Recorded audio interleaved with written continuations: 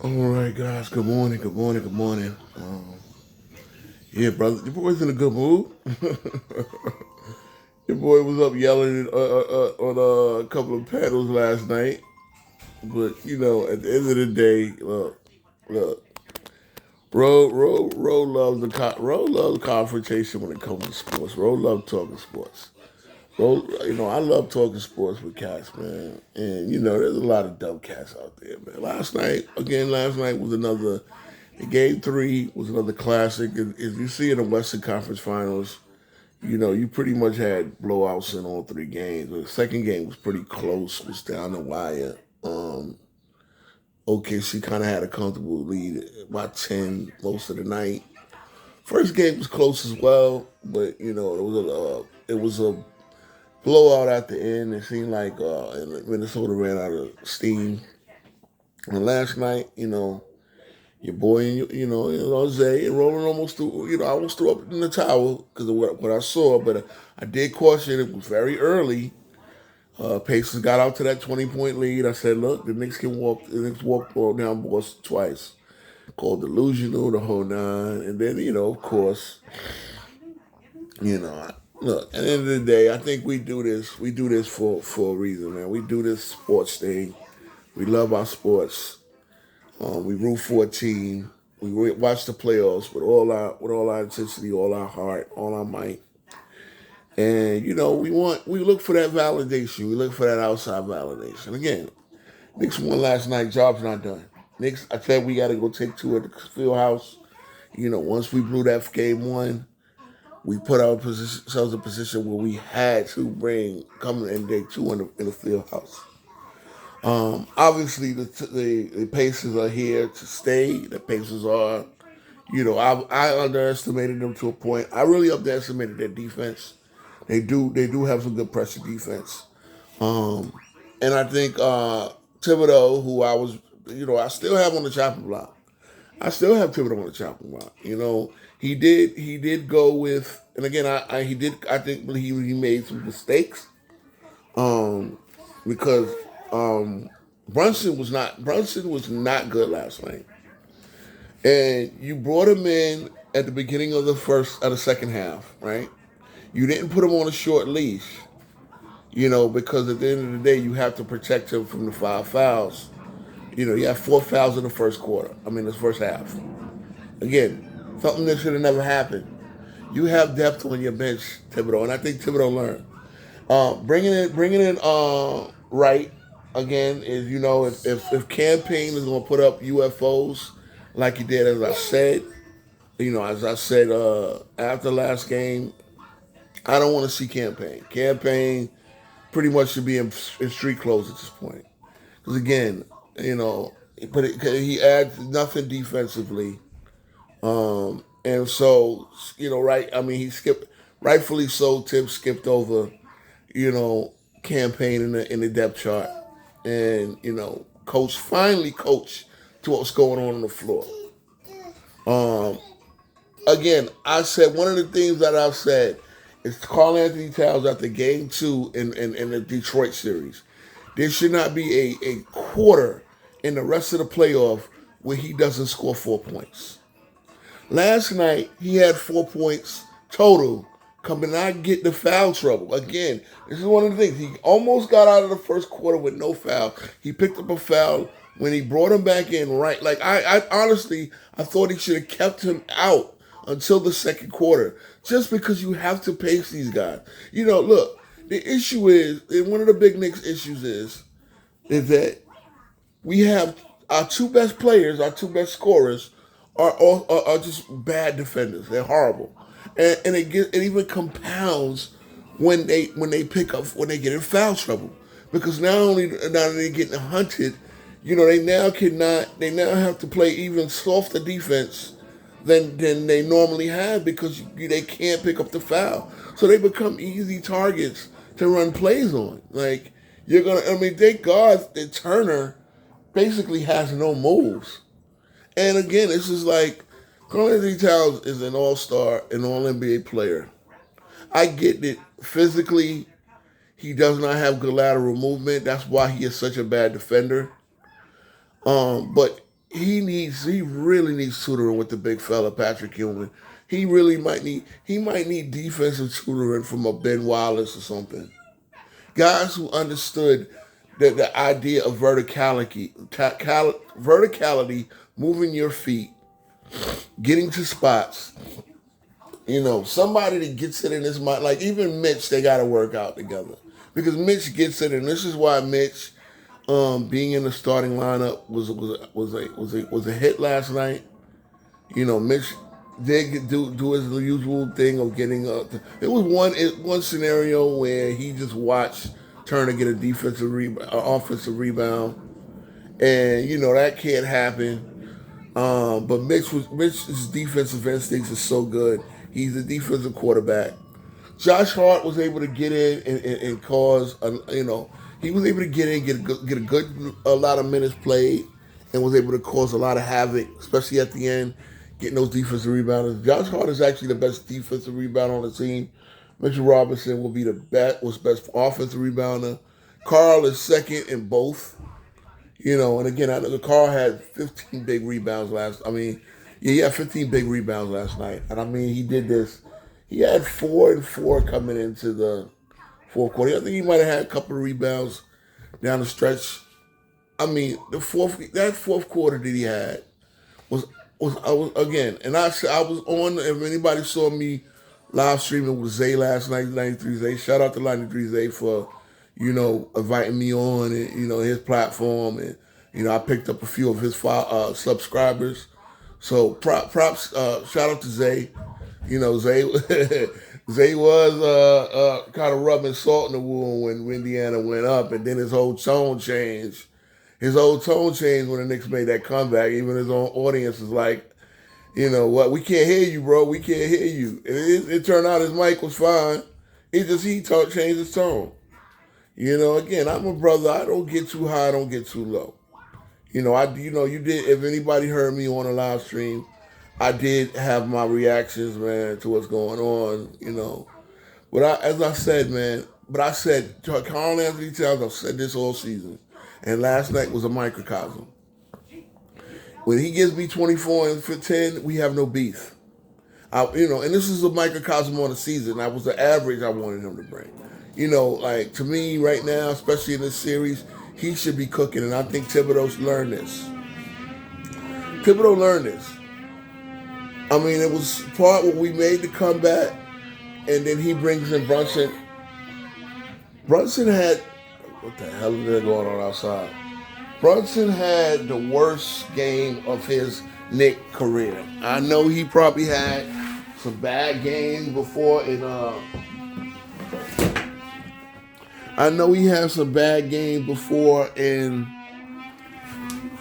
wow, this is a weird noise in the background.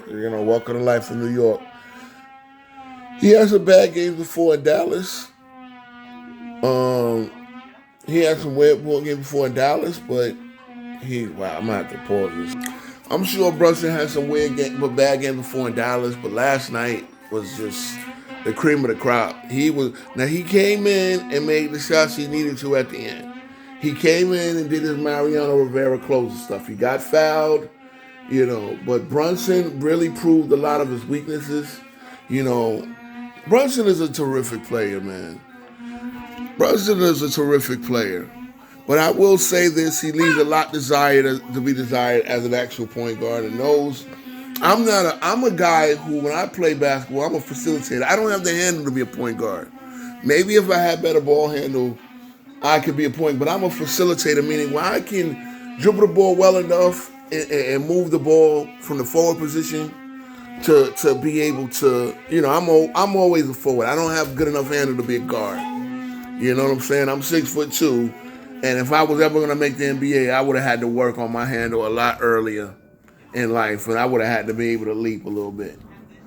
But Brunson made the shots. Oh, there's construction going on in my building. Brunson made the shots he needs to make. He could make.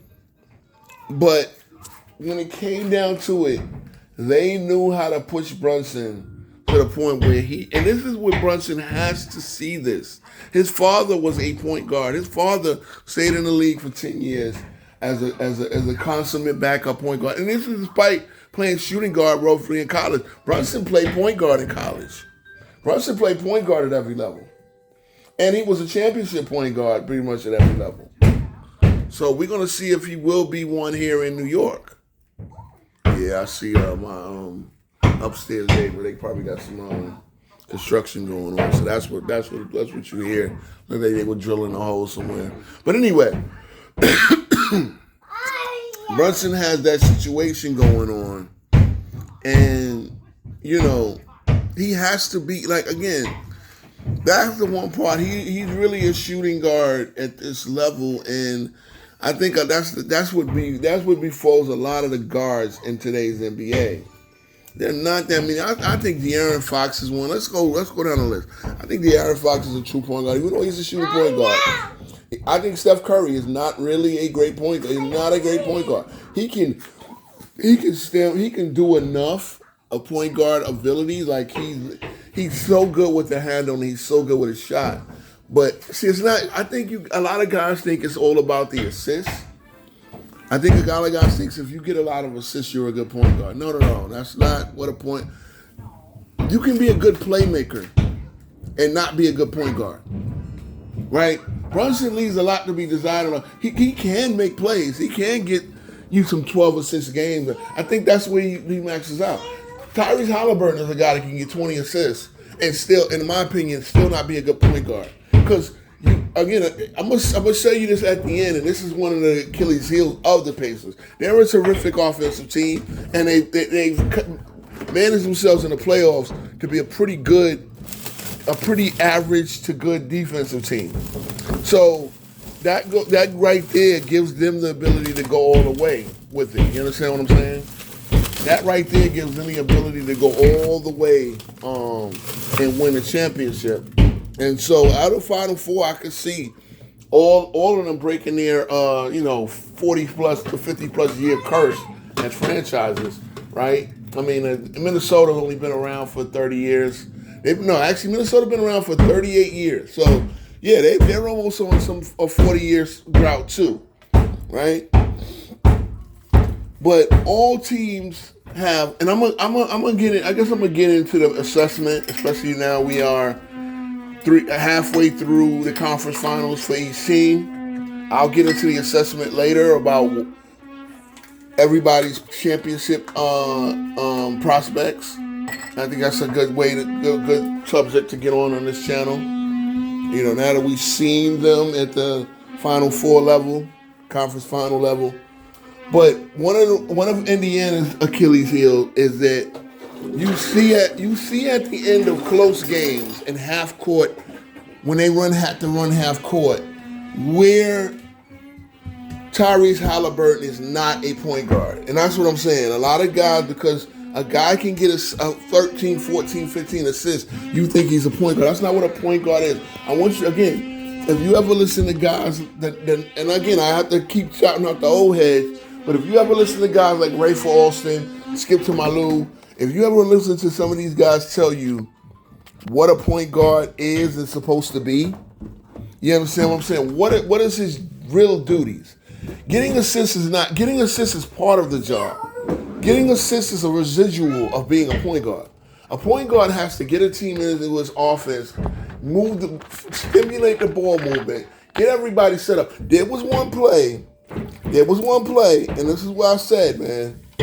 I mean, Brunson, and again, this is the Knicks, this is in the third quarter, but the Knicks, they didn't really they was cut the lead to about 7 or 8. And Brunson was running the ball up. And I think, he had Josh Hart on the court. I believe it was Josh Hart was the only Knick ahead of him. Now, the other 3 Knicks, it was the 2 big men who were jogging back down the court. But Brunson, instead of realizing, hey, the guys are behind us, the Pacers defense is in front of us, let me slow it down because again, I've always accused him of playing too slow. But this is where the point guard has to understand where your offense is. Even I, with the poor handle on the court, here's where I understand. A point guard has to have the defense set up. So if the guys are running slow, then you need to slow it down. He threw a jump pass up to the one guy ahead of him. I believe it was Hart, thinking that was going to do something. And he turned it over. Again, he was credited officially with 3 turnovers last night.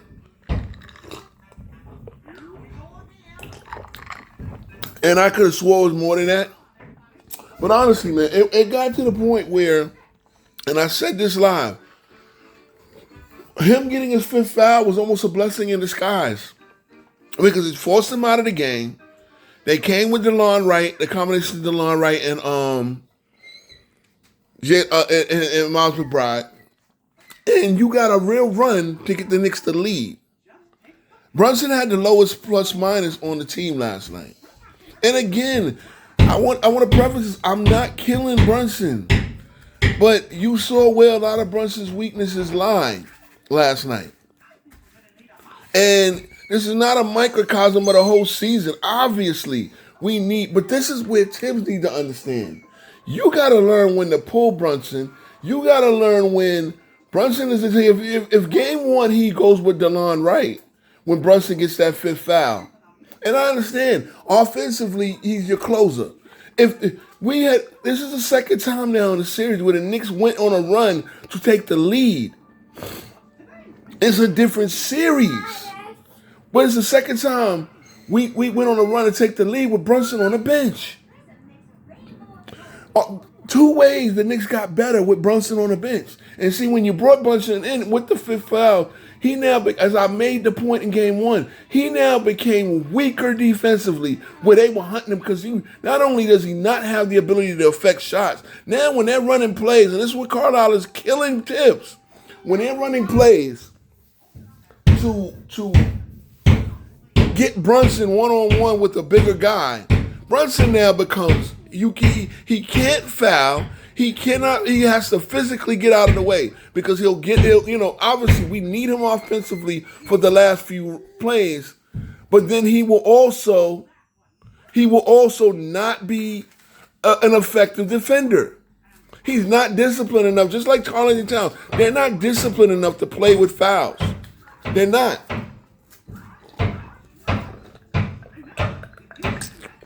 And much like Boston, Indiana has lineups where there's nobody you can play, like there's nobody you cannot guard.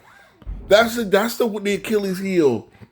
I mean, that's really the strength of Indiana. They bring up 5 guys who you have to maintain. Like Nembhard is the one guy you can hide off, and even he shows the ability to make good mid-range and long-range shots.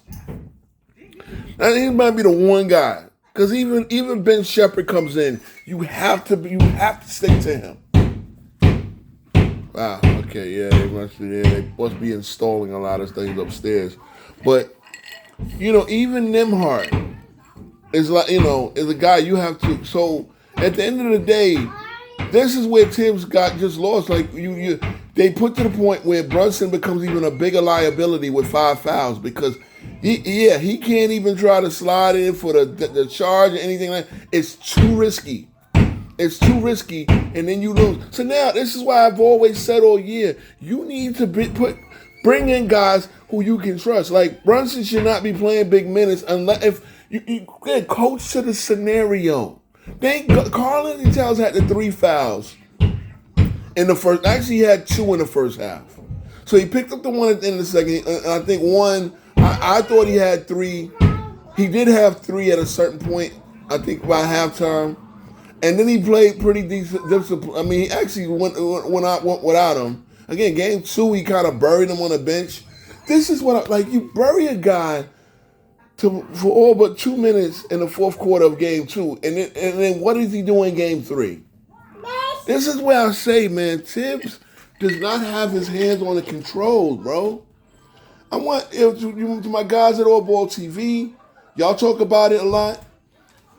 The guy, he had 20 points in 11. And again, look, we get it. This is the inconsistency of Cat. But by the same token, and this is another thing, you have to involve Cat. You have to involve Cat. Cat, unfortunately, with his he's not the type to say, "Hey, give me the goddamn ball," and he should be, because Cat showed you how special. And again, shout out to Angry Old Hoops. Because you were on a live with me last night, and you said, you came on, you called me out when I said, Cat at his best showed you he can get 60 in a game. I didn't say every night he can get 60. No. I said every night he can get you 40 and 15. And that fourth quarter proved it. God damn it, man. I mean, I just got started. I don't want to do this on the second take, man. But these guys now look like I said, they look like they putting something in an apartment above me. So, excuse the noise. But, you know, yeah, this is what I mean. You know, look, we could, Angry Hoops, I completely respect your basketball acumen. But this is what I was saying about Karl-Anthony Towns. He is a guy who has the talent, and that showed it. That fourth quarter proved it. He has the talent on any given night to go 40 and 15. Easily. Like in his sleep. I'm not saying he will do that every night because that's impossible. But at his best, he can go 40 and 15 and pretty much on anybody's defense. Because he's that special of an offense creator. He's a very disciplined rebounder. And again, he's going to give you shoddy defense, but 40 and 15, you can live with his whatever defense he plays. Again, I said, give me 24 and 10. He got to 24 and 15. This is after being 4 and 4 when we talked about this. We talked about this live, and he had 4 points, 4 rebounds, and 4 fouls. And he played that fourth quarter with the 4 fouls, very disciplined. It was one of those situations where you saw that Miles Turner has no moves offensively. So it was one point when they were one-on-one. You would think if Miles Turner had a move, he would have gave Karl-Anthony Towns his 5th foul. But Miles Turner has no moves. He's a pick-and-pop guy. He's a pick-and-pop guy who best he can do is slide, get to the basket, and get a lob from Halliburton or something, one of the guards.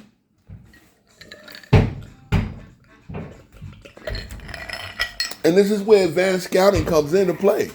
You know what I'm saying? This is where advanced scouting comes into play.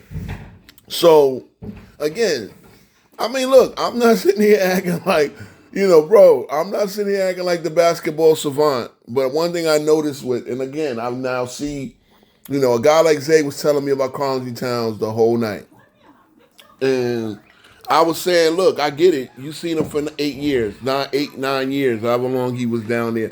9 years, because he got drafted in 2015 and 2024. He was traded to the Knicks. So you had 9 full seasons. I seen him for the 1 season. So but one thing I do know is he played his best 2 seasons under Tom Thibodeau, and I got to give Thibodeau credit for that. But by the same token, again, Thibodeau. I know you probably. I think Thibodeau really would have rather had Randall and DiVincenzo. I get it, but at the end of the day, you have what you have. There's a reason why the Knicks made the move, and we understood it. It's money. It's Randall did not want to do the extension. Randall did not want to get a Knicks. And then again, people don't realize that Randall gave the Knicks a team-friendly extension the same way Brunson did after his first deal. The same way Brunson did. And it actually led the way for us Knicks getting Brunson by him doing that team-friendly deal. People won't publicize that, though. They don't know that. You're going to learn things on it. You're going to learn these things on this channel. Because a lot of people don't cover these things. And they'll sit there and say Julius Randle. They didn't realize Julius Randle already took a team-friendly deal after his first All-NBA season, where he had a chance to get a higher deal than what he had. And now he'll be a free agent next year, and we'll see what happens with his career. But anyway, the fact of the matter is, like I said, you saw what Towns can do. Again, it's not consistent. We get it. I know this. But then I'm going to challenge my coach. Like I said, here's the baseline. Every quarter of playoff basketball, like if Thibodeau and the assistant coaches say, did Karl-Anthony Towns get 4? Did we try to get him 4? Because when you work plays through him instead of just Brunson all the time, you see what happens. Look, the Knicks' whole offense picked up, but off of Karl-Anthony Towns, monster quarter. The whole offense picked up. And this is what we need to do to win the series. Brunson, again, we got 2 defensive liabilities as our best 2 players. 2 defensive liabilities as our best 2 players. But then we also have two guys who have this special, because they're best offensive players, they have a special talent. You can run plays through them, but again, like I said, I need a connector. I need a coach who understands, hey, look, I got two guys that I can run plays off of. But guess what? Then I got three other guys who I can make offensive threats off the attention that these two guys receive. And it seems like it's just so much one-on-one, clear it out nonsense. And right now it seems like it's better running the offense through Cat. Just he has to touch the ball because Brunson came in again at the end of that game, and the offense again got stale. Thank God that the Knicks got stops. I saw this live. But then, of course, at the end of the day, Brunson did, especially when it was must foul scenario and must score scenario. Brunson did make plays. He hit his free throws, and he did make a couple of shots. So he came out close, but up until then, he was absolutely terrible. I don't care what the numbers show. Again, a lot of that was free throw aided, but Brunson had played his worst game as a Knick. But there's no doubt, especially in the playoffs. He never had a worse playoff game, and it's just 3 seasons now. The 7th playoff round he's been in a Knicks uniform. Absolutely the worst game he's played as a Knick. Absolutely. In the regular season as well. I never seen him play worse. But again, Brunson can make that up. I really hope that the coaching staff and Thibodeau himself learn something of what they saw last night and adjust to it.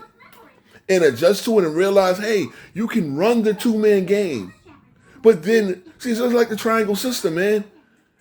The triangle system, you would run plays through your 3 best players, and then everybody could residually get shots off of it. Off the attention they drew. That was pretty much it. That's pretty much it. Really kind of slowed things down. And it really takes a disciplined player to understand the triangle. I still don't understand the triangle. I can never run that triangle offense myself. If a coach put me in some sort of, I couldn't even tell you, but I do understand. I do see how you guard it, but it takes a lot of discipline and timing and things like that.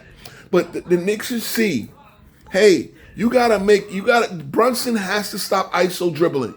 Period. For all you Melo haters, I saw Melo do his ISOs. But then be able to find other guys. Even if he didn't get the assist directly, guys could eat off of the attention Melo drew. And the same way you criticize Melo, you need to give Brunson that same minute. And again, I don't want to just dump on Brunson because I think, again, he's obviously the Knicks franchise player. He's obviously a superstar. He's obviously put the Knicks in this position. But it's one of them situations where to be a championship player, to be a championship level team, we got to take it to another level. We have to take it to another level.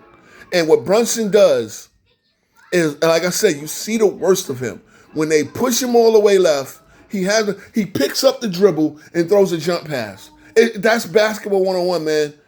He's 28 years old. His father played 10 years in the league. His father's been a coach. Again, far be it for me to tell Rick Brunson, hey, why is your son, who's a fucking multimillionaire? But bro, we can see this, and if we as fans can see it, so can opposing coaches. So it's something he has to learn how to keep your dribble, and then not panic and throw a jump pass. All right, they got to design it because the Pacers were killing it.